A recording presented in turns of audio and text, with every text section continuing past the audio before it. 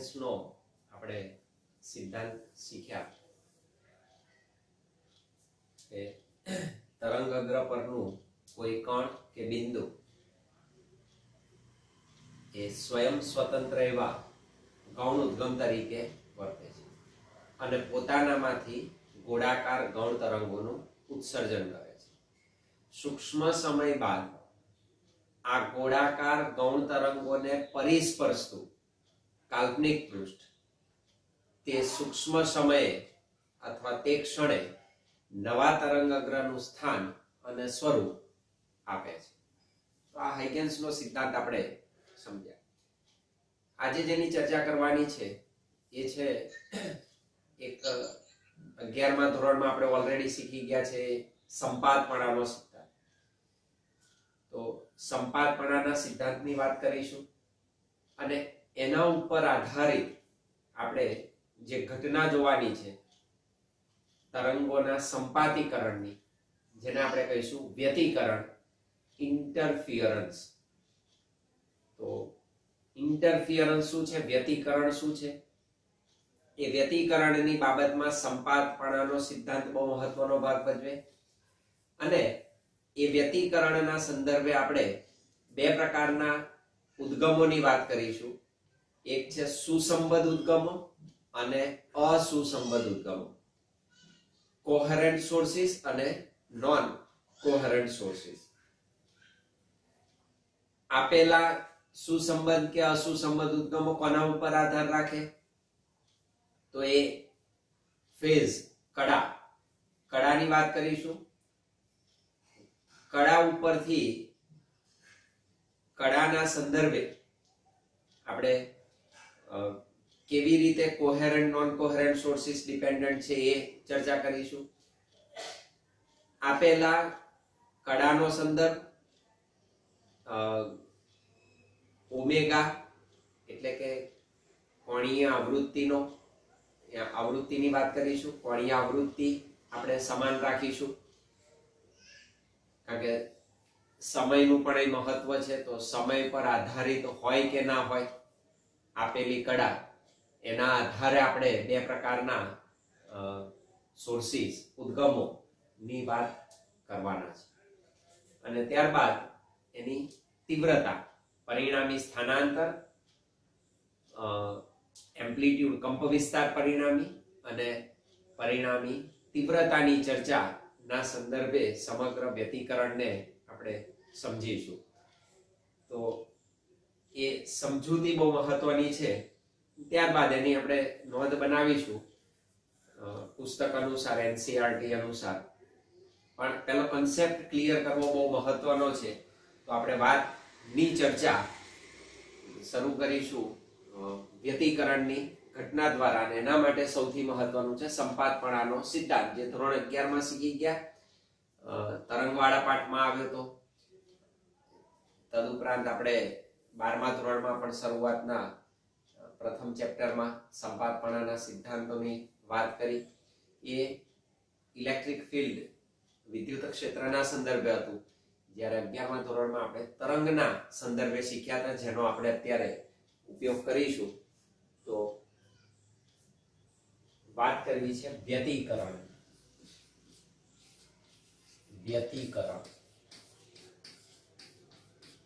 કોનું? તો કે તરંગોનું. વ્યતિકરણ કોનું? તરંગોનું. વ્યતિકરણ એટલે શું? તો કે ઇન્ટરફિયરન્સ.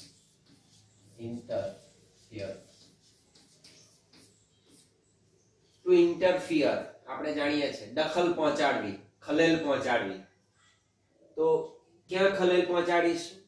તો કે આપેલા તરંગો એકબીજાને ખલેલ પહોંચાડે આપેલા અવકાશમાંના કોઈ બિંદુ પાસે માધ્યમના કણ પર. તો એ તરંગોનું વ્યતિકરણ આપણે શીખવું છે અને એના માટે સૌપ્રથમ સંપાતપણાનો સિદ્ધાંત મહત્વનો છે. સંપાતપણાનો સિદ્ધાંત. કારણ વ્યતિકરણ એ બીજું કશું જ નથી. આ વ્યતિકરણ એ બીજું કશું નથી.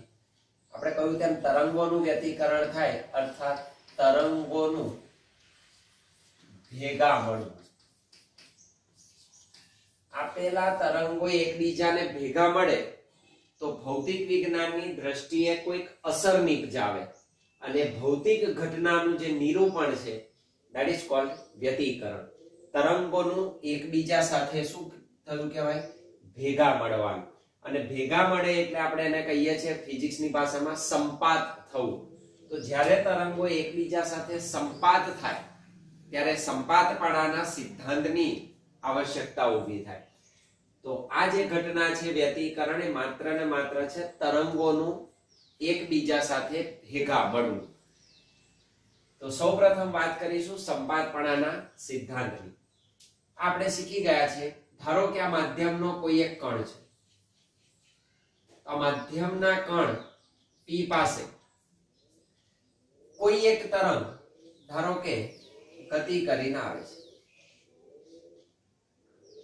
આ જે તરંગ છે એને કારણે આપેલા કણનું સ્થાનાંતર, આ તરંગને કારણે આપેલા P પાસે રહેલા કણનું સ્થાનાંતર ધારો કે y1 છે. આ કણને y1 જેટલું સ્થાનાંતર કરાવે છે. અને ત્યાં જ માન લો કે બીજું એક તરંગ આવે છે y2. આપેલા કણને આ તરંગ y2 જેટલું સ્થાનાંતરિત કરે છે. તો પરિણામ સ્વરૂપે સંપાતપણાનો સિદ્ધાંત શું કે? તો આવા આપણે તો મિનિમમ બે રેઝ લીધા છે, બે તરંગો લીધા છે. બે કે બે કરતા વધારે તરંગોના પરિણામ સ્વરૂપે સંપાતીકરણને કારણે માધ્યમના કોઈ કણ પાસે, માધ્યમના કોઈ કણનું પરિણામી સ્થાનાંતર શું હોય? પરિણામી સ્થાનાંતર એ આપણે જાણવું છે. અને એના માટે સંપાતપણાનો સિદ્ધાંત જરૂરી છે, ધ પ્રિન્સિપલ ઓફ સુપરપોઝિશન. તો શું કે y1 સ્થાનાંતર પહેલા તરંગને લીધે બીજા તરંગને લીધે y2 જેટલું સ્થાનાંતર. તો કણ P નું પરિણામી સ્થાનાંતર કેટલું મળે? મારે એ શોધવું છે.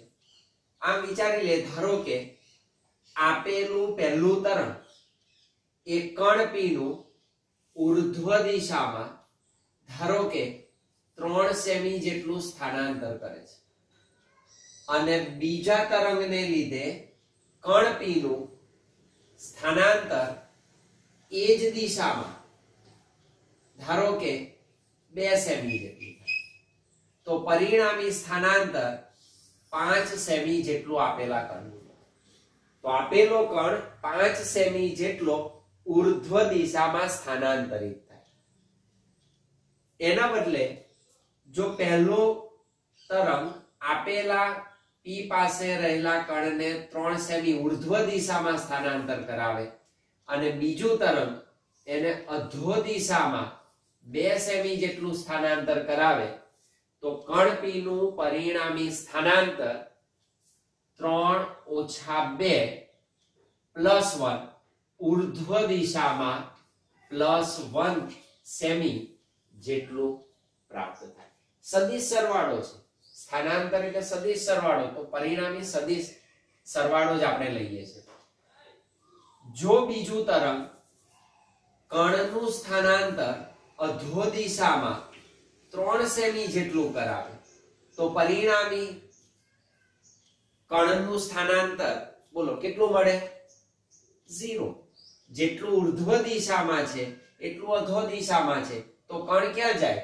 તો કણ પોતાનું સ્થાન બદલશે નહીં, અર્થાત એનું પરિણામી સ્થાનાંતર 0 મળે. કહેવાનો ભાવાર્થ બંને તરંગોને કારણે P પાસેનું સ્થાનાંતર, પરિણામી સ્થાનાંતર એમના સદિશ સરવાળા બરાબર હોય. તો એ જ સંપાતપણાનો સિદ્ધાંત છે. નોંધવા લાયક બાબત એવી છે કે અહીં જેટલા તરંગો ભેગા થાય P પાસે એ દરેક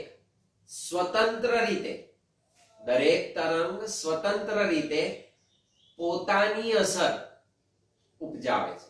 એ બીજાની હાજરીની નોંધ લેતું નથી. આપેલા પી પાસે પહેલા તરંગને લીધે કણનું 3 સેમી ઉર્ધ્વ દિશામાં સ્થાનાંતર થતું હોય તો જ્યારે y2 સ્થાનાંતર બીજા તરંગને કારણે થાય ત્યારે y1 સ્થાનાંતર પર y2 ની કોઈ જ અસર થતી નથી. અર્થાત આ તરંગ પહેલું તરંગ કણ p ને p પાસે રહેલા કણને ઉર્ધ્વ દિશામાં 3 સેમી જેટલું સ્થાનાંતર કરાવે, ભલે ને એ સમયે બીજું તરંગ એને y2 જેટલું સ્થાનાંતર આપતું હોય. અર્થાત સ્વતંત્ર રીતે દરેક તરંગો p પાસેના કણને સ્વતંત્ર સ્થાનાંતરિત કરે છે અને એ સ્વતંત્ર સ્થાનાંતરોનું સદિશ સરવાળો આપેલા કણનું પરિણામી સ્થાનાંતર નક્કી કરે. રિઝલ્ટન્ટ ડિસ્પ્લેસમેન્ટ એનું નક્કી થાય. બાકી આપેલા સમયે એક સાથે સંપાતીકરણ અનુભવતા તરંગો p પાસે પોતપોતાની સ્વતંત્ર અસર નિપજાવે છે, બીજાની હાજરીની નોંધ લેતું નથી. એટલે પહેલું તરંગ જેટલું સ્થાનાંતર કરાવવાનું હોય એટલું કરાવે જ, ભલે ને બીજું તરંગ ત્યાં તે સમયે હાજર હોય. પરિણામ જે આવવું હોય આવે. દરેક તરંગ પોતાની સ્વતંત્ર અસર સ્થાનાંતરની અવશ્ય ઉપજાવે છે. આ ખાસ યાદ રાખવાનું છે. એટલે બધા જ તરંગો પોતાના સ્વતંત્ર સ્થાનાંતર p પાસે દર્શાવે. તો સંપાતપણાનો સિદ્ધાંત આપણને શું કહે છે? તો સંપાતપણાનો સિદ્ધાંત એવું કે બે મિનિમમ 2 જોઈએ આપણે, 2 કે 2 કરતા વધારે, 2 કે 2 કરતા વધારે તરંગોની અસર હેઠળ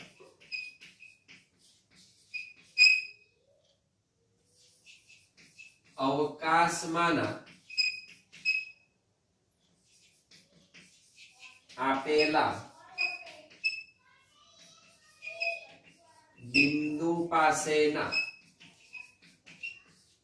કણનું પરિણામી સ્થાનાંતર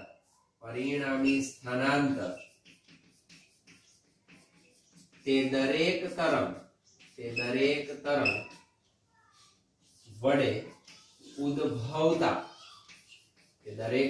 વડે ઉદ્ભવતા સ્વતંત્ર સ્થાનાંતરોના સદિશ સરવાળા જેટલું હોય છે. સદિશ સરવાળા જેટલું હોય છે. અને આપણે સંપાતપણાનો સિદ્ધાંત કહીએ છીએ. 2 કે 2 કરતા વધારે તરંગોની અસર હેઠળ અથવા તરંગોના સંપાતીકરણને લીધે પણ લખી શકો, તરંગોના સંપાતીકરણને લીધે તો પણ ચાલે. અવકાશમાંના આપેલા બિંદુ પાસે ના કણનું પરિણામી સ્થાનાંતર કેટલું? તો દરેક તરંગ વડે ઉદ્ભવતા સ્વતંત્ર આનું પોતાનું એ સ્વતંત્ર સ્થાનાંતરોના સદિશ સરવાળા જેટલું હોય છે. આપેલા તરંગો પોતાની સ્વતંત્ર અસર ઉપજાવે p પાસે, એ એકબીજાની હાજરીની નોંધ લેતું નથી. એટલા માટે દરેક તરંગોની સ્વતંત્ર સ્થાનાંતરની પરિણામી અસર કણ પર જોવા મળે છે.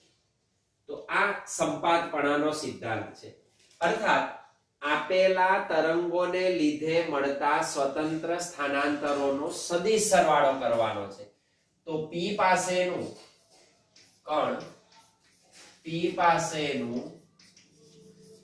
p સમયે પરિણામી સ્થાનાંતર કેટલું મળશે? તો કે y સદિશ સ્થાનાંતર પરિણામી y નેટ તરીકે પણ લખી શકો. પરિણામી બરાબર y1 સદિશ પ્લસ y2 સદિશ. બંને સ્થાનાંતરોના સદિશ સરવાળા જેટલું આપણને પ્રાપ્ત થઈ શકે. અત્યારે તો આપણે ઉર્ધ્વ અધો દિશાના સ્થાનાંતરની વાત કરીએ છીએ. ઘણા કિસ્સામાં સમક્ષિતિજ દિશાના સ્થાનાંતર પણ આવે ને એનું પરિણામ લેવું પડે, પણ આપણે મોટા ભાગે આ જ રીતના સ્થાનાંતર જોવા મળશે. તો y net vector is equal to y1 vector plus y2 vector.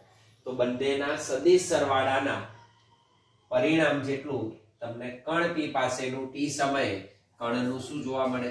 સ્થાનાંતર જોવા મળે છે. તો આટલું સ્થાનાંતર મળે. હવે આપણે વાત કરીશું વ્યતિકરણની, અને એના માટે સૌપ્રથમ ચર્ચા કરીશું આનો ઉપયોગ કરીને પરિણામી સ્થાનાંતર એ કણનું કેટલું થાય આપેલા તરંગો વડે એની આપણે ચર્ચા કરીએ. તો એના માટે આપણે સૌપ્રથમ બે ઉદ્ગમ લઈશું, સોર્સિસ, કે જ્યાંથી તરંગો શું થાય? ઉદ્ભવે. અને આ આપણને યંગના ડબલ સ્લિટના પ્રયોગ તરફ દોરી જશે. તો આ પાઠમાં યંગનો ડબલ સ્લિટ નો પ્રયોગ બહુ મહત્વનો છે. તો બે સ્લિટનો યંગનો પ્રયોગ એ આપણા માટે ખૂબ મહત્વ ધરાવે આ વ્યતિકરણના સંદર્ભે.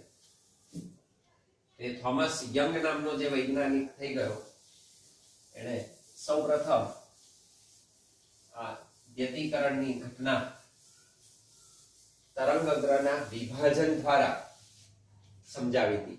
અને એણે સમજાવ્યું હતું કે કેવી રીતે સુસંબદ્ધ ઉદ્ગમો મેળવી શકાય. તો એની આખી પ્રક્રિયા પછી આવશે. પહેલા આપણે એના બેઝની વાત કરી દઈએ. ધારો કે બે ઉદ્ગમ આપણે લઈ લઈએ. ધારો કે આ S1 ઉદ્ગમ છે અને બીજું આ S2, જ્યાંથી પ્રકાશના તરંગો શું થાય છે? ઉદ્ભવે છે. માધ્યમનું કોઈ બિંદુ, ધારો કે હું અહીંયા આગળ P લઈ લઉં. આપેલા માધ્યમના કોઈ બિંદુ P પાસે બંને તરંગો સંપાતીકરણ અનુભવે. S1 માંથી ઉદ્ભવતું તરંગ ધારો કે P પાસે આવે છે અને એ x1 જેટલું સ્થાનાંતર કરે છે. ધારો કે એનું સ્થાનાંતર કેટલું છે? x1 જેટલું. તો તરંગનું સ્થાનાંતર x1 છે, x1 અંતરે આવે છે. અને S2 માંથી ઉદ્ભવતું તરંગ ધારો કે x2 જેટલું સ્થાનાંતર કરે. જો P ને હું મધ્યમાં લઈ લઉં તો આ બંનેના સ્થાનાંતર કેવા મળે? સમાન મળે. આપણે જુદા લીધા. આ ટૂંકું અંતર છે, આ થોડુંક લાંબુ અંતર છે, અને પરિણામ સ્વરૂપે આપણને કડા તફાવત જોવા મળે. આપણા માટે કડા તફાવત મહત્વ. તો S1 માંથી ઉદ્ભવતું તરંગ x1 જેટલું તરંગનું સ્થાનાંતર છે, અને S2 માંથી ઉદ્ભવતા તરંગે કાપેલું અંતર x2 છે. અહીં આપણે વિચારીશું x2 is greater than x1. આ અંતર વધારે છે આના કરતા. અને P પાસે સંપાતીકરણ. S1 માંથી ઉદ્ભવેલા તરંગનું તરંગ સમીકરણ, ધારો કે S1 માંથી ઉદ્ભવતા તરંગનું તરંગ સમીકરણ એને લખી દો y1 બરાબર a1 sin omega t plus k x1. 11મા ધોરણમાં આપણે શીખી ગયા તરંગ સાઇન લો કે કોસાઇન લો, કોઈ ફેર પડતો નથી. આપણે હાર્મોનિક વિધેયોની જ વાત કરવાની છે. કયા વિધેયો લઈશું આપણે? હાર્મોનિક તરંગો, સાઇન કોસાઇન પ્રકારના હાર્મોનિક તરંગોની આપણે ચર્ચા કરીએ છીએ. તો S1 માંથી ઉદ્ભવતા તરંગ વડે P બિંદુ પાસે રહેલા કણનું સ્થાનાંતર, તો y1 શું બતાવે? P પાસેના કણનું સ્થાનાંતર. એ શું છે? આપેલા કણનો કંપ વિસ્તાર, ઓમેગા કોણીય આવૃત્તિ, t સમય, k શું છે? તરંગ સદિશ. કે શું છે? તરંગ સદિશ. આ તરંગ સદિશ. x શું છે? આપેલા ઉદ્ગમથી કણ સુધીના અંતરનું કેટલું અંતર છે એની વાત x1 તો આપેલા તરંગનું અંતર છે s1 થી p નું s2 થી p નું ઓકે તો આ તરંગ સમીકરણ કહ્યું s1 માંથી જે ઉદ્ભવે છે તે અને s2 માંથી ઉદ્ભવતા તરંગે p પાસેના કણનું સ્થાનાંતર ધારો કે s2 y2 જેટલું કરાવે that is a2 sin omega t plus k x2 તો અહીં તમે જોઈ શકો આપણે ઓમેગા સમાન લીધો છે ઓમેગા કેવો લીધો છે સમાન કોણીય આવૃત્તિ સમાન લીધેલી તો બંનેની કોણીય આવૃત્તિ આપણે સમાન રાખી છે t સમય સરખો છે એક જ સમયે બંને સંપાતીકરણ અનુભવે આપેલા બંને તરંગો p પાસે એક જ સાથે એક સમયે સમાન કોણીય આવૃત્તિ સાથે શું થાય છે સંપાતીકરણ અનુભવે S1 માંથી નીકળતા તરંગને લીધે કણનો કંપ વિસ્તાર A1 છે S2 માંથી નીકળતા તરંગને કારણે કણ P નો કંપ વિસ્તાર કેટલો મળે છે A2 મળે છે બંનેના અંતરો જુદા છે S1 થી P નું અંતર S2 થી P નું અંતર આ x1 છે ના x2 છે x2 is greater than x1 આપણે દર્શાવેલું છે હવે ઓમેગા સરખો છે તો ઓમેગા બરાબર આપણને સૂત્ર ખબર છે 2 પાઈ ન્યુ ન્યુ શું છે આવૃત્તિ જો ઓમેગા સરખો હોય તો આવૃત્તિ કેવી છે સમાન તો આવૃત્તિ પણ કેવી લીધી છે સમાન રાખી છે ઉપરાંત એક જ માધ્યમ છે તમે જો બોર્ડનું માધ્યમ છે આપેલા તરંગો એક જ માધ્યમમાં ગતિ કરે છે માધ્યમ ના બદલાય તો સ્વાભાવિક છે કે લેમ્ડા ના બદલાય તો લેમ્ડા પણ સમાન છે તરંગ લંબાઈ પણ સમાન છે માધ્યમ ના બદલાય તો તરંગની ઝડપ સમાન થાય તો તરંગની ઝડપ v પણ કેવી છે આપણે લીધેલી સમાન તો તરંગની ઝડપ પણ સમાન છે k શું છે તરંગ સદિશ k તરંગ સદિશ છે that is equal to 2 pi upon lambda lambda સમાન છે એટલે k પણ કેવો થયો સમાન તો k પણ સમાન છે તરંગ સદિશ દરેકનો સમાન છે તો k અને લેમ્ડા બંને સમાન છે v સમાન છે ઓમેગા આવૃત્તિ કોણીય આવૃત્તિ પણ આપણે સમાન સ્વીકારેલી છે તો p પાસેના કણનું પરિણામી સ્થાનાંતર કેટલું તો આપેલા t સમયે p પાસેના કણનું પરિણામી સ્થાનાંતર સંપાતપણાના સિદ્ધાંત અનુસાર મળે તો પરિણામી સ્થાનાંતર y બરાબર y1 સદિશ પ્લસ y2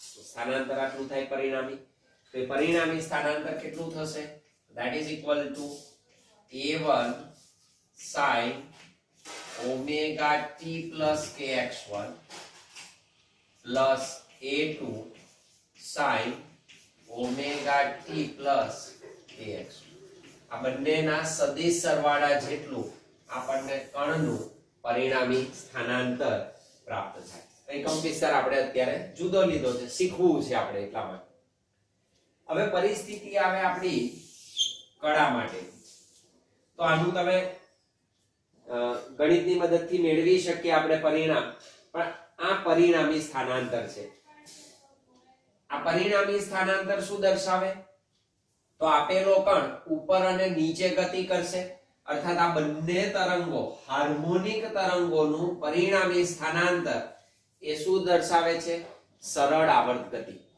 સંયુક્ત રીતે સરળ આવર્ત ગતિને રજૂ કરે છે કોને રજૂ કરે છે સરળ આવર્ત ગતિ ની રજૂઆત તો પરિણામી સ્થાનાંતર એ સરળ આવર્ત ગતિની જ રજૂઆત માત્ર છે આપેલો કણ આને લીધે નીચે આવે આને લીધે ઉપર જાય તો કણનું સ્થાનાંતર શું થશે અપ ડાઉન પોતાના મધ્યમાન સ્થાનની આસપાસ આપેલો કણ સરળ આવર્ત ગતિ કરે. તો આ સરળ આવર્ત ગતિને જ રજૂ કરે છે, એનું સંયુક્ત સ્વરૂપ છે. ફરી આ સરળ આવર્ત ગતિને રજૂ કરતું, કણની સરળ આવર્ત ગતિને રજૂ કરતું સ્થાનાંતરનું સૂત્ર છે. બરાબર. આ તરંગનો તરંગ કયા છે? આ તરંગો છે. આ તરંગ છે a1 sin omega t plus kx1, a2 sin omega t plus kx2. આપેલા બે તરંગો જ્યારે સંપાતીકરણ અનુભવે ત્યારે કણનું પરિણામી સ્થાનાંતર, તો એ જે સરળ આવર્ત ગતિને રજૂ કરે છે એ એનું શું છે? સ્થાનાંતર દર્શાવે છે. તરંગનો એનું શું દર્શાવે છે? પરિણામી સ્થાનાંતરને રજૂ કરે છે. અને આમાં આપેલા પરિણામી સ્થાનાંતરમાં કડા કેટલી? તો તમે જોઈ શકો, આવું જ્યારે તરંગ સમીકરણ હોય ત્યારે આપણે હંમેશા કહ્યું છે સાઇન સાથે કે કોસાઇન સાથેનું આ જે ફેક્ટર છે એ શું દર્શાવે છે? t સમયે કડા. તો t સમયે કડાને દર્શાવે છે. Omega t plus kx1, omega t plus kx2. તો આ કડાને રજૂ કરે છે. તો આ કડા વચ્ચે તમે જોઈ શકો બેનો ડિફરન્સ છે. કડા વચ્ચે શું છે? એનો તફાવત છે. અને આપણે એ સાબિત કરવું છે કે સુસંબંધ કે અસુસંબંધ જે ઉદ્ગમો છે એ કડા આધારિત છે. અને કડા આપેલી જે કડા છે એના આધારે આપણે નક્કી કરીશું એનો કંપ વિસ્તાર. તો એ કંપ વિસ્તાર જે પરિણામી મળશે એ કડા આધારિત છે. તો કડા બદલાય, કંપ વિસ્તાર પણ ચેન્જ થાય. પરિણામી કંપ વિસ્તાર, તો પરિણામી કંપ વિસ્તાર કડા પર કેવી રીતે આધાર રાખે એની પણ આપણે વાત કરવાની છે. તો સૌપ્રથમ આમાં આપણે વાત કરીશું એના કડા તફાવતની. કેટલો કડા તફાવત આપેલા પરિણામ પરથી આપણે મેળવી શકીએ. તો અહીંયા આગળ કડા તફાવત મેળવવો છે.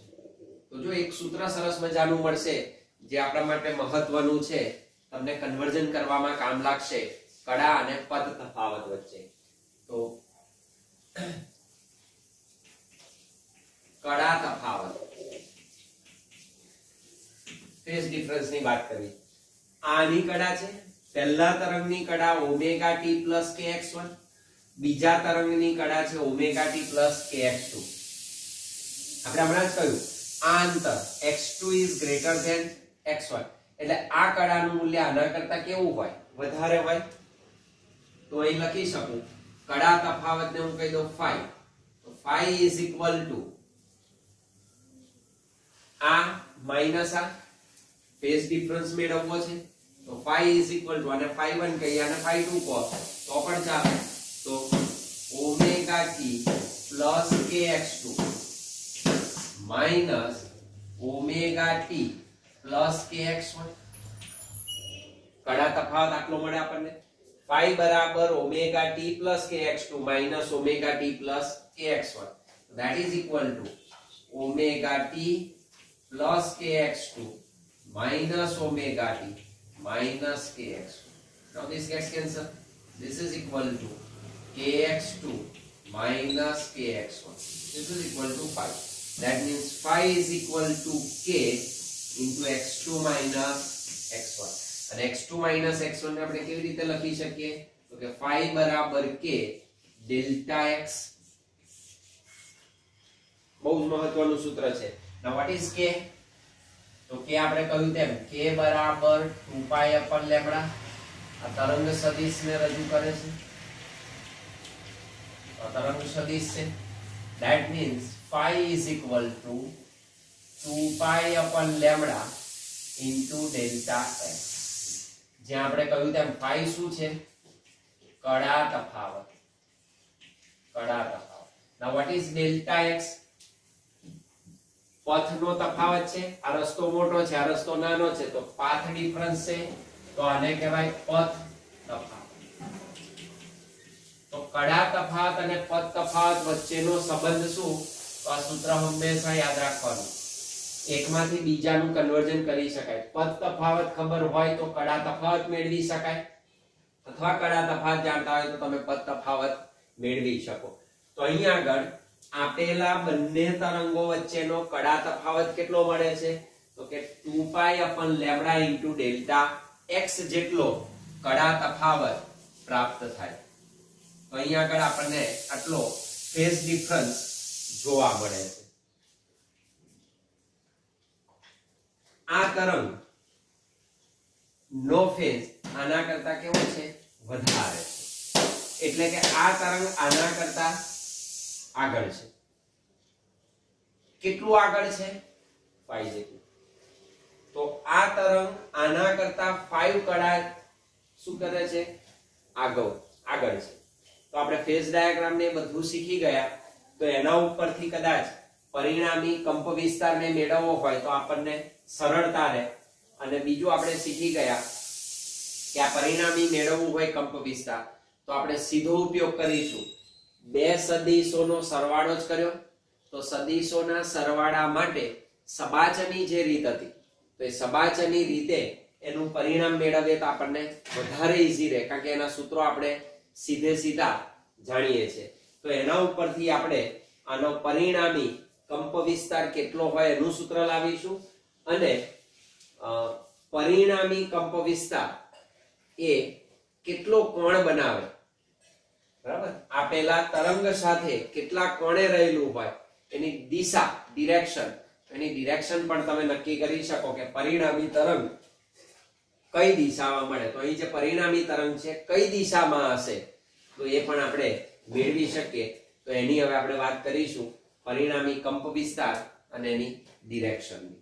તો આપણને કડા તફાવત મળ્યો y1 અને y2, બે તરંગો આપણી પાસે છે. y1 બરાબર શું છે? તો કે a1 sin omega t plus kx1. y2 શું છે? તો કે a2 sin omega t plus kx2. તો બે વચ્ચેનો ફેઝ ડિફરન્સ કેટલો મળે? તો કે કડા તફાવત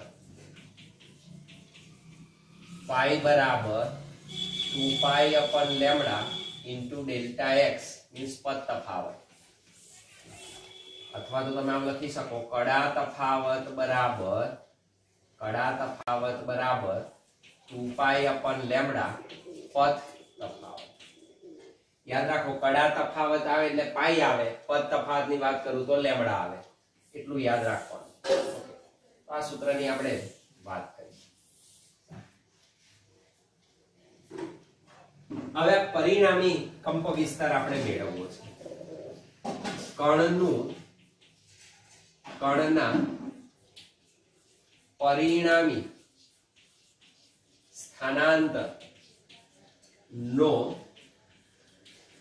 પરિણામી કંપવિસ્તાર. મારે પરિણામી કંપવિસ્તાર મેળવવો છે. રિઝલ્ટ કે આનું કંપવિસ્તાર પહેલા તરંગને લીધે a1 મળે, બીજાને લીધે a2 જેટલું કંપવિસ્તાર પ્રાપ્ત થાય. બેનો પરિણામી કંપવિસ્તાર કેટલો મળે અને એના માટે આપણે વાત કરીશું સબાચના નિયમની.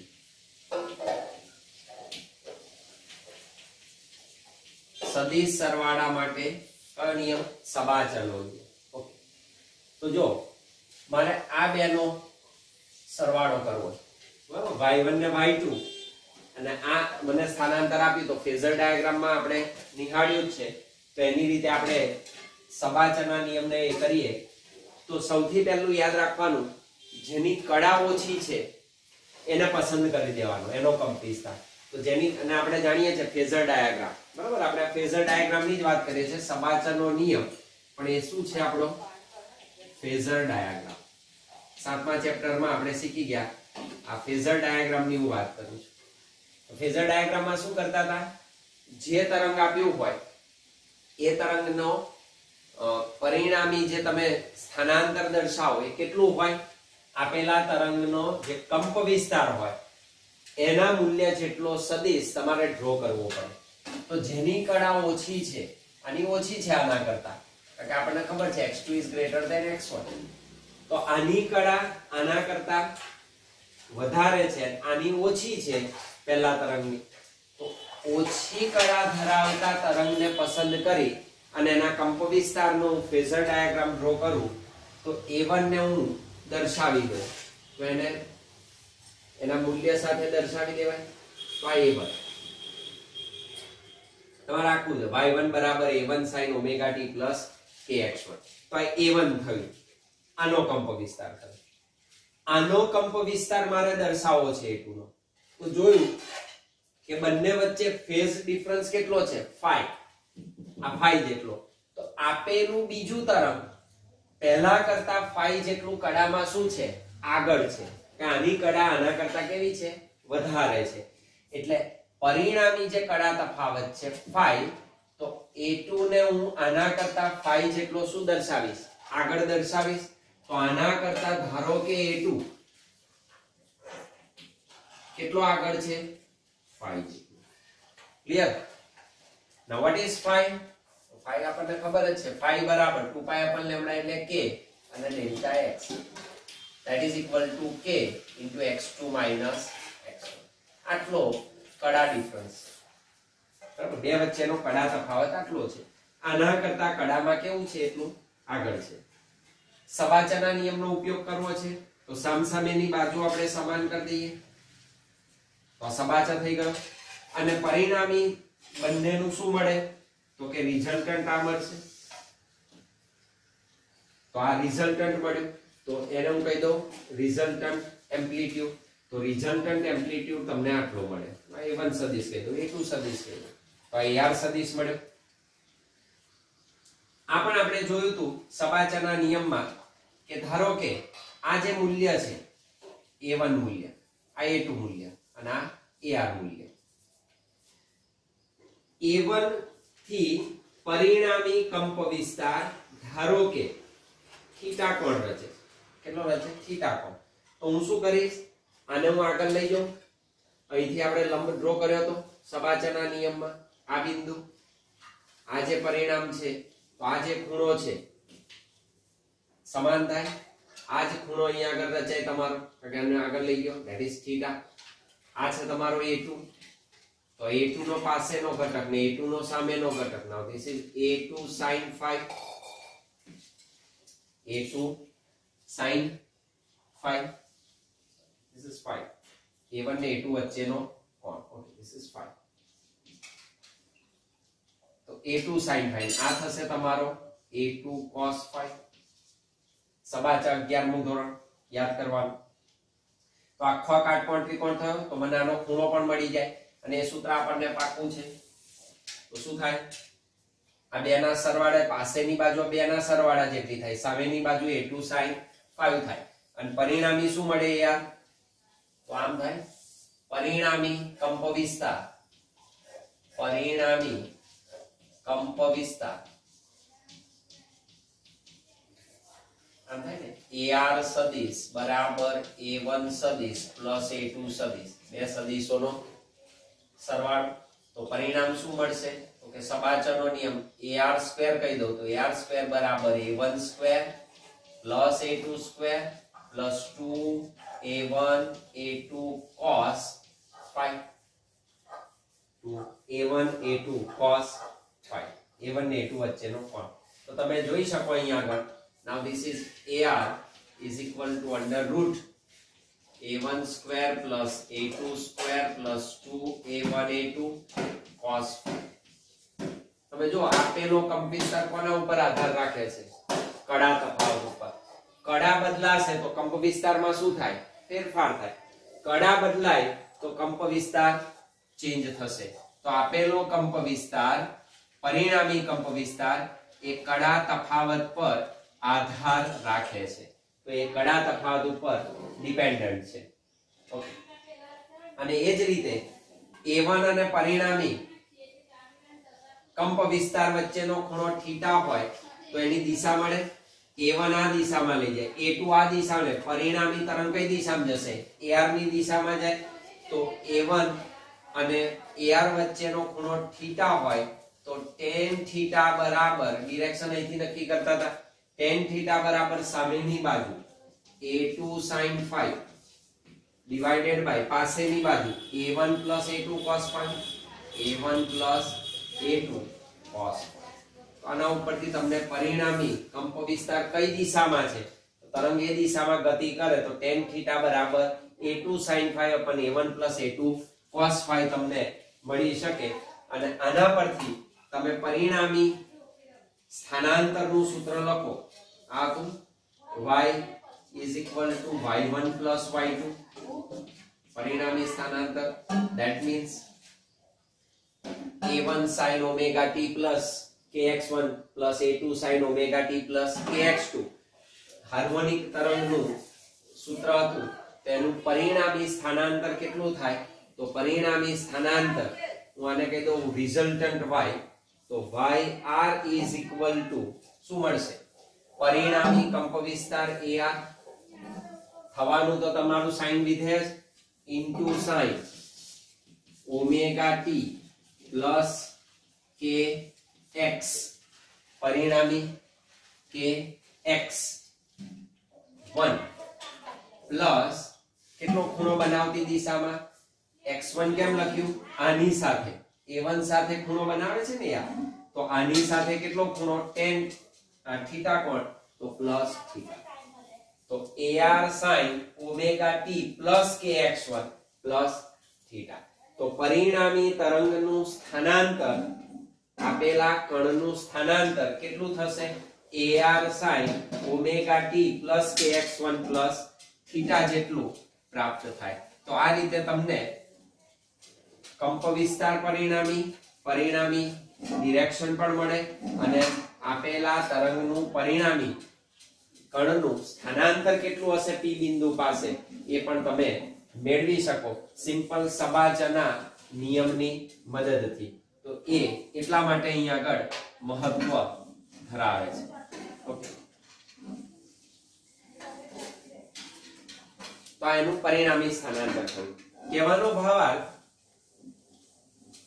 phi ફેઝ ડિફરન્સ ઉપર આધારિત છે કંપવિસ્તાર અર્થાત જો બંને તરંગો વચ્ચેની કડા જુદી જુદી હોય તો કંપવિસ્તાર પણ શું થશે બદલાશે હવે જો વાત કરવી છે આપણે સુસંબદ્ધ અસુસંબદ્ધ ઉદ્ગમોની એ આના ઉપરથી આવે તો વાત કરીશું સુસંબદ્ધ ઉદ્ગમ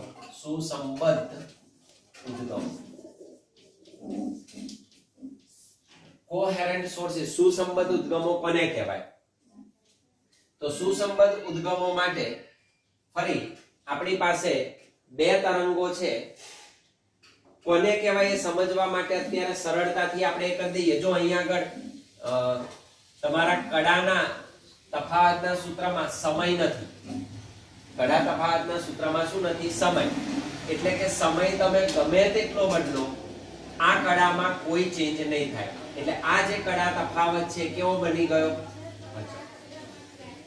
કડા કેવી બની ગઈ અચળ તો કડાનો ડિફરન્સ નથી આમાં અને કડાનો તફાવત ના હોય તો આપેલા તરંગો ઓકે સ્થાન જુદા છે તરંગો ગમે ત્યાંથી આવતા હોય એના સ્થાન ભલે જુદા હોય પણ જે તે બિંદુ પાસે બંને તરંગોનો કડા તફાવત મળતો નથી એટલે જો આપેલા બિંદુ પાસે બંને તરંગોના સંપાતીકરણને કારણે તમને તીવ્રતા વધારે મળે તો હંમેશા તીવ્રતા કેવી રહે વધારે જ રહે ભલે એમના સ્થાન જુદા જુદા હોય પણ સમય બદલવા છતાં પણ કડા બંને તરંગો વચ્ચે બદલાતી નથી એટલે કડાનું મહત્વ છે અને આપણે એ જ મેળવવું છે સ્થિર વ્યતિકરણ આપણે વાત કોની કરવી છે સ્થિર વ્યતિકરણ મેળવવાની અને સ્થિર વ્યતિકરણ માટે કમ્પલસરી છે સુસંબદ્ધ ઉદ્ગમો હોવા જોઈએ અને સુસંબદ્ધ ઉદ્ગમો શું છે એની આપણે હવે વાત કરવી છે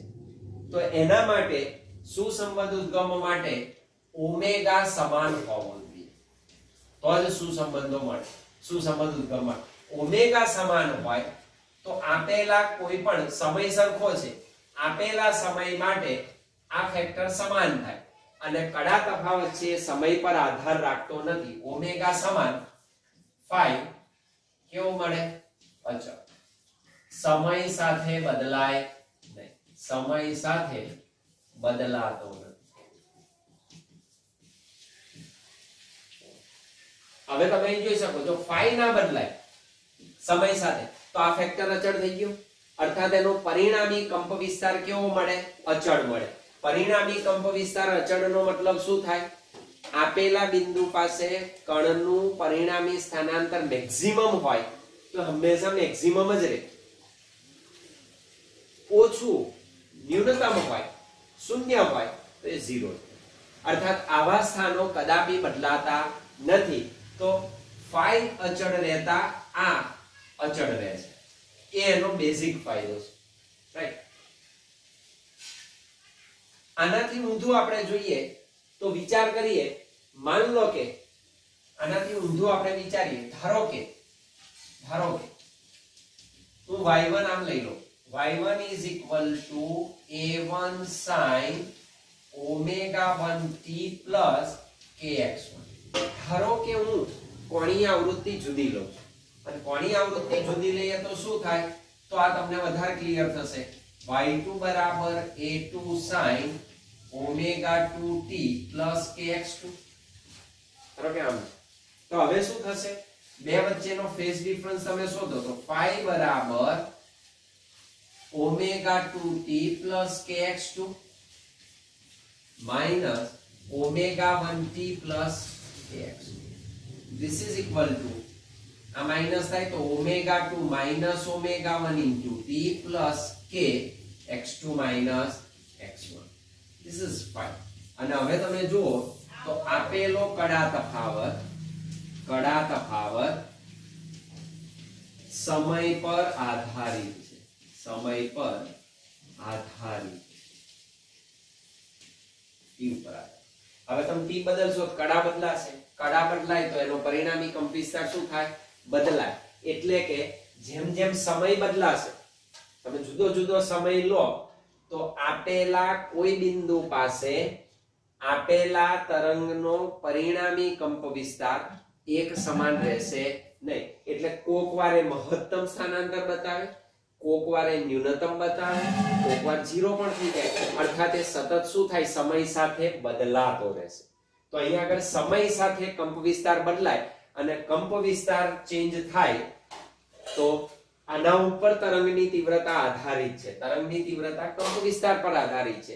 એટલે તીવ્રતામાં ફેરફાર થાય અને તીવ્રતા બદલાય તો સ્વાભાવિક છે કે જે મારે સ્થિર પેટર્ન મેળવવી છે વ્યતિકરણની, એટલે કે અહીંયા આગળ મહત્તમ, અહીં ન્યૂનતમ, અહીં મહત્તમ, ન્યૂનતમ, એ રીતની જે આખી પ્રકાશિત અપ્રકાશિત સલાકાઓની જે રચના કરવી છે આપણે વ્યતિકરણની, એ સમય બદલાતા, કડા તફાવત બદલાતા, કંપ વિસ્તાર બદલાય, તીવ્રતા બદલાય તો એ સમય સાથે અચળ રહેતી નથી અને પરિણામ સ્વરૂપે કડા તફાવત સમય પર આધાર રાખતો હોવાથી આપણે સ્થિર વ્યતિકરણ મેળવી શકીએ નહીં. તો એ સ્થિર વ્યતિકરણ મળી શકે નહીં.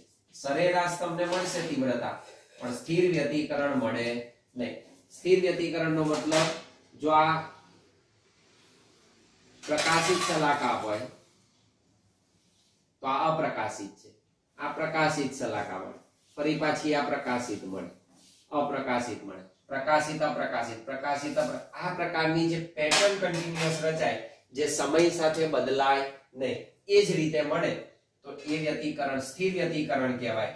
પણ જ્યારે ઓમેગા કોણીય આવૃત્તિ તમે જો જુદી જુદી લો તરંગોની તો એ કડા તફાવત સમય પર આધાર રાખતો હોવાથી કંપ વિસ્તાર પરિણામી પણ કડા તફાવત પર આધારિત હોય, તમે સ્થિર વ્યતિકરણની ભાત મેળવી શકો નહીં. અને એટલા માટે આવો જે ઉદ્ગમો સમય પર આધારિત હોય, જેમાં કડા સતત શું થતી હોય? સમયના આધારે બદલાતી હોય, તો આવું જે ઉદ્ગમ મળે એને અસુસંબદ્ધ ઉદ્ગમ કહેવાય. તો આવા અસુસંબદ્ધ ઉદ્ગમો કહેવાય. તો આ સુસંબદ્ધ ઉદ્ગમ છે. આપણે વાત કોની કરી? સુસંબદ્ધ. તો સુસંબદ્ધ ઉદ્ગમોમાં phi કેવો રહેશે? અચળ. કેમ? તો કે ઓમેગા સમાન છે. તો આપણે એટલા માટે ઓમેગા ને કેવો લઈએ છે? સમાન. આપણા કિસ્સામાં ઓમેગા બદલાતો નથી અને ઓમેગા ના બદલાય તો સમય સાથે કડા તફાવત હંમેશા અચળ રહે છે.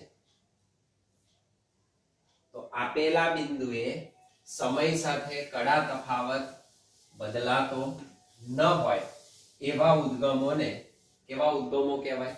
સુસંબદ્ધ ઉદ્ગમો કહે છે. એ સુસંબદ્ધ ઉદ્ગમો વિશે તમે નોંધી શકો તો આપણે લખી શકીએ કે સુસંબદ્ધ ઉદ્ગમો એટલે એવા ઉદ્ગમો કે જેમનો કડા તફાવત અચળ રહેતો હોય અને આપેલા સમય તે બદલાતો હોય. તો એ સમય સાથે આપેલા સમયે બદલાતો હોય નહીં. આપેલા અચળ રહેતો હોય અને આપેલા સ્થાન પાસે તે સમય સાથે બદલાતો હોય નહીં. આવા ઉદ્ગમોને કયા કહેવાય? સુસંબદ્ધ ઉદ્ગમો. સુસંબદ્ધ ઉદ્ગમો હોય તો અને તો જ સ્થિર વ્યતિકરણ મળે. સ્થિર વ્યતિકરણ, સ્થાયી વ્યતિકરણનો મતલબ સમય સાથે ન બદલાતું. સમય તમે ગમે તેટલો વેરી કરો તો જે સ્થાન ઉપર તમને તીવ્રતા મહત્તમ મળે ત્યાં મહત્તમ જ રહે. ન્યૂનતમ તો ન્યૂનતમ. તો તમને પ્રકાશિત અપ્રકાશિત પ્રકાશિત અપ્રકાશિત એ પ્રકારની શું મળે? આખી પેટર્ન ભાત રચી શકાય. તો સ્થિર વ્યતિકરણની કમ્પલસરી શરત આ છે કે ઓમેગા સમાન હોવા જોઈએ અને કડા તફાવત સમય સાથે બદલાતો હોવો જોઈએ નહીં. અર્થાત કડા તફાવત અચળ હોવો જોઈએ. એનું રીઝન મેં તમને કહ્યું કે અહીં આગળ કંપ વિસ્તાર એના ઉપર આધારિત છે, તીવ્રતા કંપ વિસ્તાર પર આધારિત છે. તો એકબીજા ઉપર આધારિત ઘટકોને કારણે આપણે ફાઈ ને કેવો લેવો પડે? અચળ. આ બદલાય તો કંપ વિસ્તાર બદલાતા, કંપ વિસ્તાર પર તીવ્રતા આધારિત છે તો આડકતરી રીતે ફાઈ બદલાય તો તરંગની તીવ્રતામાં શું થાય છે? સતત ફેરફાર થતા આપણને સ્થિર વ્યતિકરણની ભાત મળી શકતી નથી. એટલા માટે આપણે ઓમેગા સમાન લેવો પડે અને ઓમેગા સમાન લો તો આ કન્ડિશન મળે જે સમય પર આધારિત નથી. ત્યારે તમને કડા તફાવત કે x2 - x1 જેટલો મળે. નહીં તો હમણાં આપણે જોયું તેમ એ સમય પર આધારિત હોય છે. તો આ કડા તફાવતનું ફેક્ટર ખૂબ જ મહત્વ ધરાવે છે અને આના આધારે આપણે એની તીવ્રતાની વાત પણ સાથે સાથે નોંધી શકીએ. તો અહીંથી તીવ્રતા વિશે પણ તમે કહી શકો કે તરંગની તીવ્રતા, આપેલા તરંગની તીવ્રતા ઇન્ટેન્સિટી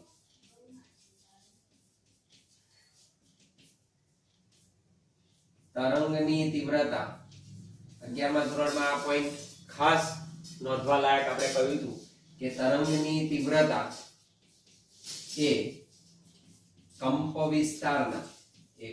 વિસ્તારના વર્ગના સમપ્રમાણમાં હોય છે. વર્ગના સમપ્રમાણમાં હોય છે. તો તરંગની તીવ્રતા એ કંપ વિસ્તારના વર્ગના સમપ્રમાણમાં હોય છે. અને આનું સૂત્ર કદાચ તમે મેળવી શકો. આપણે મેળવ્યું હતું 2πf² a² ρ × v. હા છે. તો આપણે કહ્યું તેમ ઓમેગા સમાન છે એટલે f બદલાય નહીં. જે માધ્યમમાં ગતિ કરે છે માધ્યમ એક સરખું છે તો માધ્યમની ઘનતા પણ બદલાય નહીં. માધ્યમ નથી બદલાતું એટલે તરંગની ઝડપ પણ બદલાતી નથી. તો બદલાય શું? માત્ર કંપ વિસ્તાર. 2π પણ અચળ. તો અહીં તમે કહી શકો I is directly proportional to શું? a². આપેલા કંપ વિસ્તારના વર્ગના સમપ્રમાણમાં તરંગની તીવ્રતા ચલે છે. તરંગની તીવ્રતામાં કંપ વિસ્તાર સાથે ફેરફાર થાય. કંપ વિસ્તારમાં કડા સાથે ફેરફાર થાય અને કડાનો ડિફરન્સ ઓમેગા ઉપર આધારિત છે. તો ઓમેગાને આપણે કેવી કરી દીધી? સમાન કરી દીધી.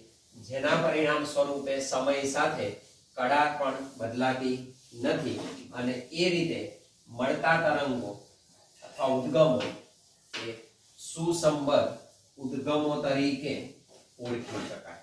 એવા ઉદ્ગમોને આપણે સુસંબદ્ધ ઉદ્ગમ તરીકે ઓળખીએ છીએ. તો એટલી વાત આપણને ક્લિયર હોવી જોઈએ. તો આ વાત થઈ તમારી તીવ્રતાની. અહીં એને દર્શાવી દઈએ. ફરી તીવ્રતા શું કહ્યું? I is equal to 2 pi f square a square rho into v. That means I is proportional to a square. આપણી પાસે બે તરંગો હતા. f અચળ, rho અચળ, v અચળ. બધા જ વેક્ટર કેવા છે? અચળ છે. phi કેવું હતું? તો કે k x2 minus x1, that is 2 pi upon lambda x2 minus x1 Kada difference. y1 તરંગ હતું આપણી પાસે, જેનો કંપ વિસ્તાર કેટલો છે? a1. એનો કંપ વિસ્તાર a1 છે. અને આપણે કહ્યું a સ્ક્વેર પર ચાલે છે. I is proportional to શું છે? a સ્ક્વેર છે. તો તમે અહીં કહી શકો બાકીના બધા ફેક્ટર અચળ છે. તો અહીં આમ લખી શકું, તીવ્રતાના સૂત્રને તમે આ રીતે પણ દર્શાવી શકો. અને I બરાબર 2 pi f square rho v અચળ. તો એ અચળને બદલે હું લખી દઉં કોઈ constant k into a square. આ k જુદો છે, આ સપ્રમાણતા અચળાંક છે. તો I બરાબર k a square, અર્થાત what is a square? તો a square બરાબર I upon k. અર્થાત a બરાબર શું લખાય? તો કે under root I upon k. તો મારે તરંગની તીવ્રતા, પરિણામી તરંગની તીવ્રતા મેળવવી છે. પરિણામી તરંગની તીવ્રતા, પરિણામી તરંગની તીવ્રતા એનો IR કહી દઉં. તો પરિણામી તરંગની તીવ્રતા IR હોય તો આપણી પાસે આ સૂત્ર હતું તરંગની તીવ્રતા. તો કંપ વિસ્તારનું સૂત્ર આપણે લખીએ AR સ્ક્વેર બરાબર A1 square plus A2 square plus 2A1 A2 cos phi. અહીંથી તમે જોઈ શકો. now what is a under root I upon k. now what is AR square? તો સ્ક્વેર તો તમે આ લખી શકો AR સ્ક્વેર, તો I upon k એટલે I એટલે IR resultant intensity divided by k square, sorry k, IR upon k. આના ઉપરથી લખીએ this is equal to A1 square એટલે શું લખો? I1 divided by k, k તો અચળ બધા માટે, પ્લસ A2 સ્ક્વેર એટલે I2 upon k plus 2. A1 એટલે શું લખશો? અંડર રૂટ આવે, this is under root I1 upon k. A2 એટલે under root I2 upon k into cosine. now this is equal to k gets cancel, root k into root k, k. that means પરિણામી તીવ્રતા બરાબર I1 plus I2 plus 2 under root I1 I2 cos phi. આ બધા સૂત્રો નથી પણ આપણે યાદ. તો તમે જો પરિણામી તરંગની તીવ્રતા એ કડા તફાવત પર આધારિત છે. કડા તફાવત જો સમય સાથે બદલાતો હોય તો તીવ્રતા પણ બદલાય અને પરિણામ સ્વરૂપે આપણને સ્થિર વ્યતિકરણની પેટર્ન ભાત મળી શકે નહીં. તો સ્થિર વ્યતિકરણની ભાત મેળવવા માટે આપણે ઓમેગા અને કોણીય આવૃત્તિને કેવી લેવી પડે? એક સમાન લેવી પડે. તો એને આપણે સમાન રાખવી પડે. અને આના આધારે આપણને બે પ્રકારના વ્યતિકરણ જોવા મળે. એ બે પ્રકારના વ્યતિકરણના પોઈન્ટ્સ અહીં તમે ડિફરન્શિએટ કરી શકો અથવા તો તમે એને પ્રાપ્ત કરી શકો. કડા તફાવત પણ તમે મેળવી શકો એના સૂત્ર ઉપરથી. મારે મહત્તમ મેળવવું હોય, આ મહત્તમ લેવું હોય તો cos phi મેક્સિમમ જોઈએ. તો એના ઉપરથી અહીં આગળ તમે મેળવી શકો. જો AR મારે મેક્સિમમ જોઈએ છે તો બદલાય કોણ? cos phi. તો cos phi નું મૂલ્ય મેક્સિમમ કેટલું થાય? +1. તો 1 હોવું જોઈએ. આ 1 ક્યારે હોય cos phi? તો કે phi બરાબર કાં તો 0 હોય કાં તો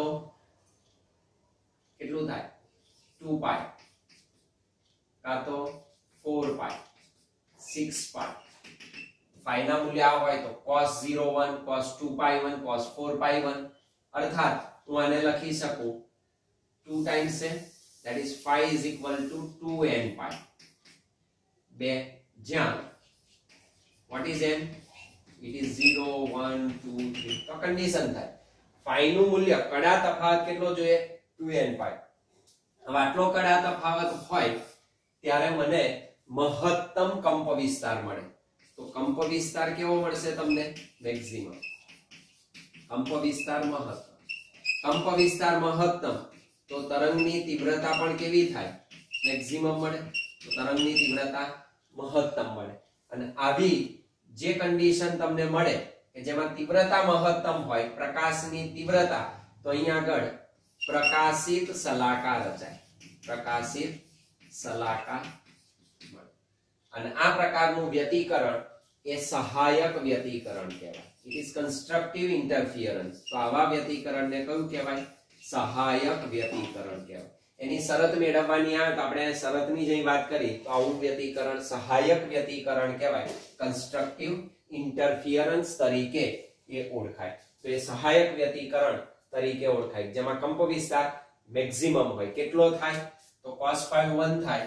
that means ar square બરાબર a1 square plus a2 square plus 2 a1 a2. તો કંપ વિસ્તાર આટલો શું થશે? મેક્સિમમ તમને પ્રાપ્ત થાય. તો કંપ વિસ્તારનું મૂલ્ય મેક્સિમમ થશે.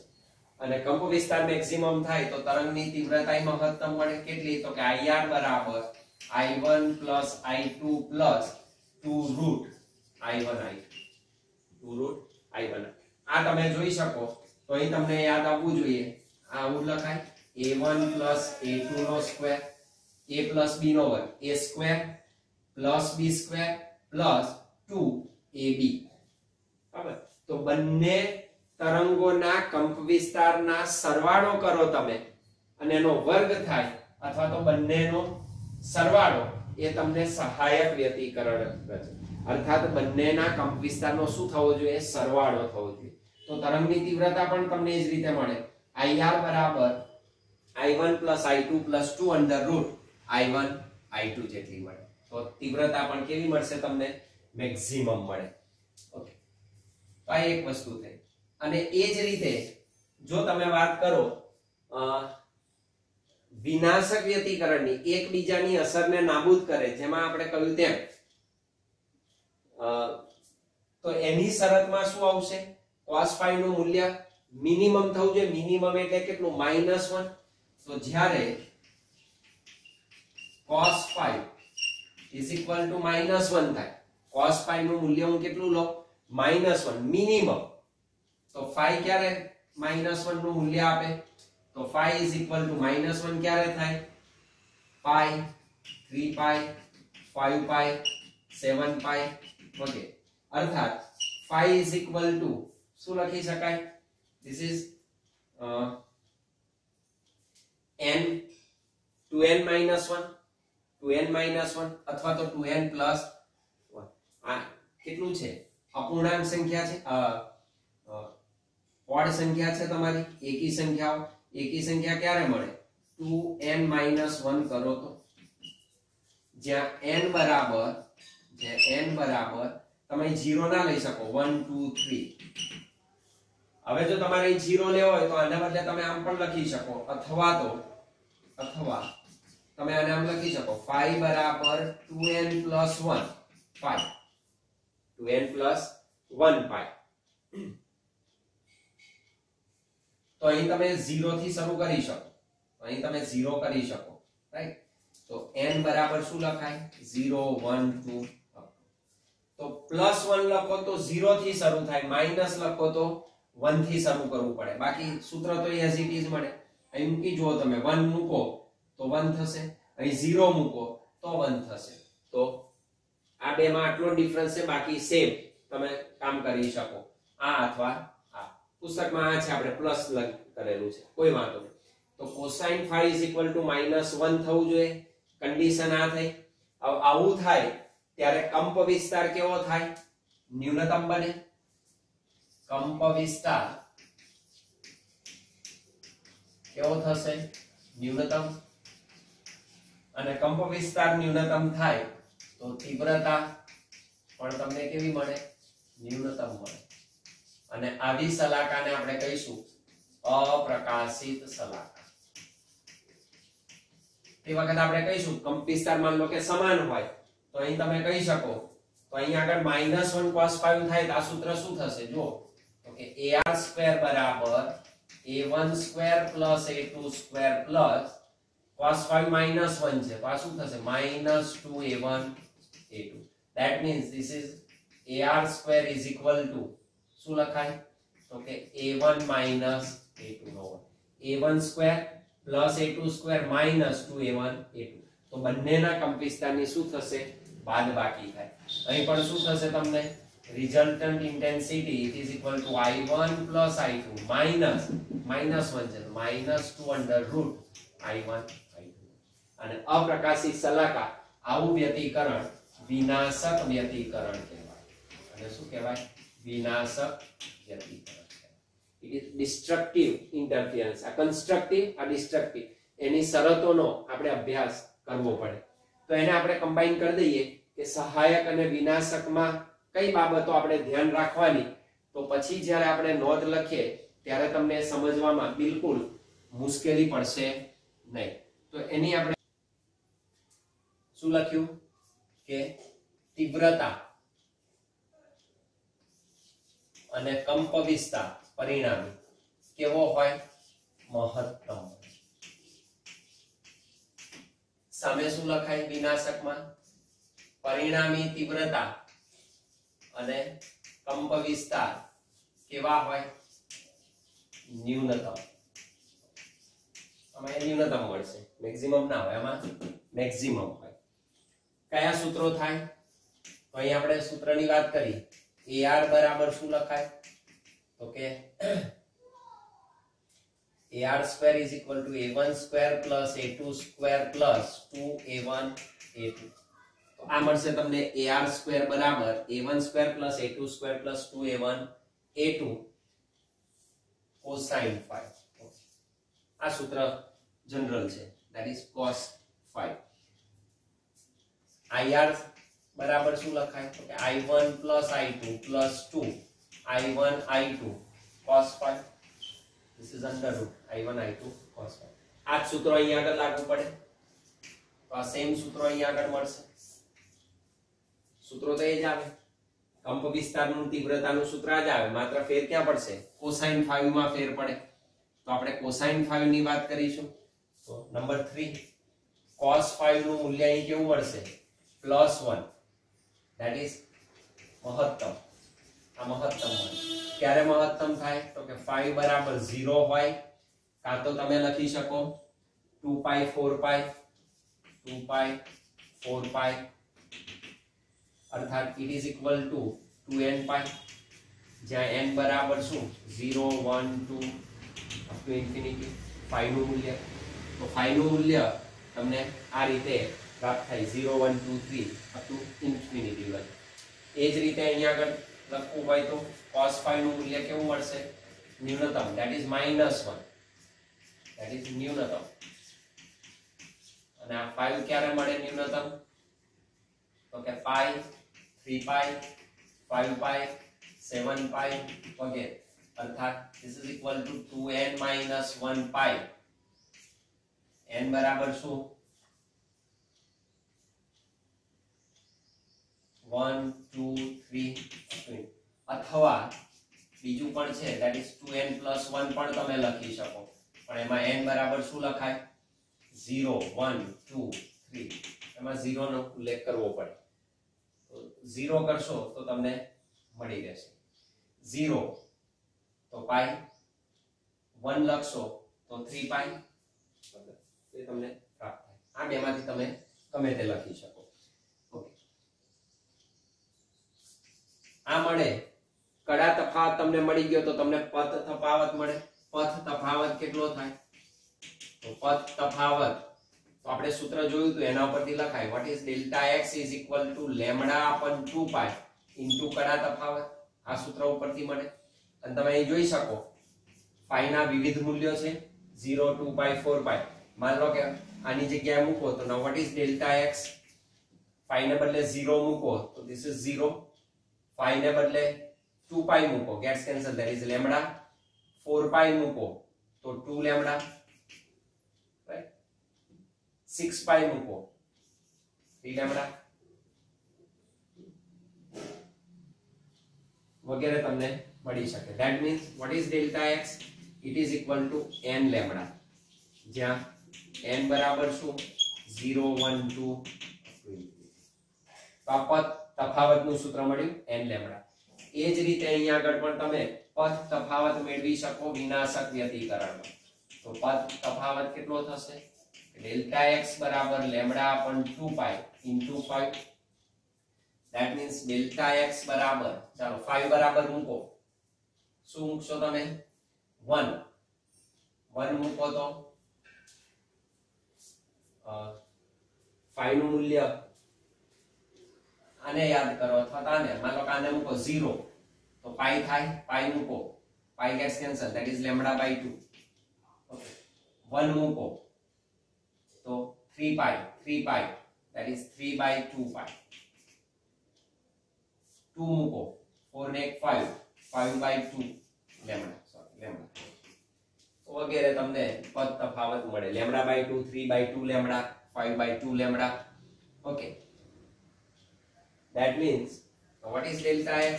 તો delta x બરાબર શું મળે તમે? 2n minus કાં તો 2n plus 1, જે લખવું એ લખાય.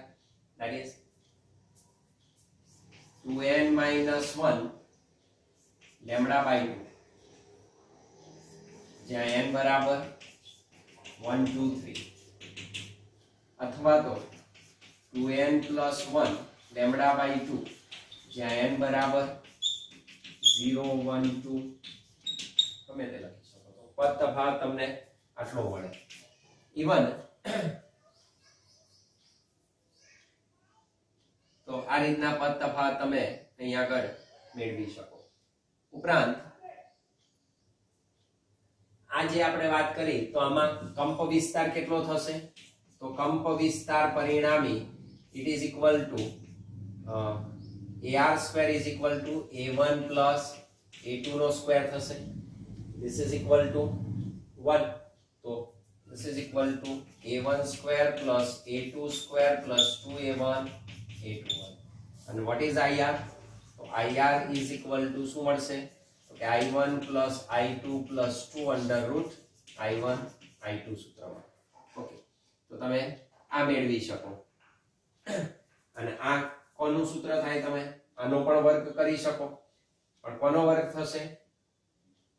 i1 plus i2 plus, તો અહીંયા આગળ હું આમ લખી શકું root i1 plus root i2 નો સ્ક્વેર કરાય, root i1 નો square i1 plus root i2 નો square i2 plus 2 root i1 i2. તો આ root i1 plus i2 નો વર્ગ પરિણામી તીવ્રતા. એ જ રીતે અહીં તમે લખી શકો what is ar square? તો ar square is equal to a1 minus a2 નો square, that is a1 square plus a2 square minus 2a1 a2. and what is ir? ir is equal to i1 plus i2 minus 2 under root i1 i2, અથવા તો લખી શકાય root i1 minus root i2 whole raised to 2. તો એની તીવ્રતાનું સૂત્ર આ થાય. General તમે આટલું યાદ રાખો તો પણ યાદ રાખવામાં તમને કોઈ પ્રોબ્લેમ નડે નહીં. તો અહીં આગળ સહાયક વિનાશક વ્યતિકરણ આ રીતે મળે. આ મેળવવા માટે કહ્યું તેમ કમ્પલસરી સુસંબદ્ધ ઉદ્ગમો હોવા જરૂરી છે. સહાય વ્યતિકરણ મેળવવા માટે, સ્થિર વ્યતિકરણ મેળવવાની શરત એ સુસંબદ્ધ ઉદ્ગમો હોવા જોઈએ. એ સહાયક હોય કે વિનાશક હોય, પણ સુસંબદ્ધ ઉદ્ગમો સિવાય તમે સ્થિર વ્યતિકરણ ભાત મેળવી શકો નહીં. અને સિમ્પલ રીઝન હતું કે આપેલો ફેઝ સમય પર આધારિત નથી. તો સમય સાથે કેવો છે? અચળ છે. એનું મેઇન પાસું છે. આટલું તમે યાદ રાખો તો ત્યારબાદ આપણે જે કંઈ નોંધ બનાવીએ એ તમારા માટે એકદમ સરળ થાય. કારણ કે આપણે મૂલ્યો લઈને સીધી વાત કરીશું સહાયક વિનાશકની શરતો, તમને આ તે વખતે ખ્યાલ નહીં આવે એટલે મેં આ પહેલું સમજાવી દીધું, જેથી કરીને હવે આપણે નોંધ બનાવીએ પુસ્તક અનુસારની તો તમને સમજવામાં એકદમ સરળતા રહેશે. ઓકે.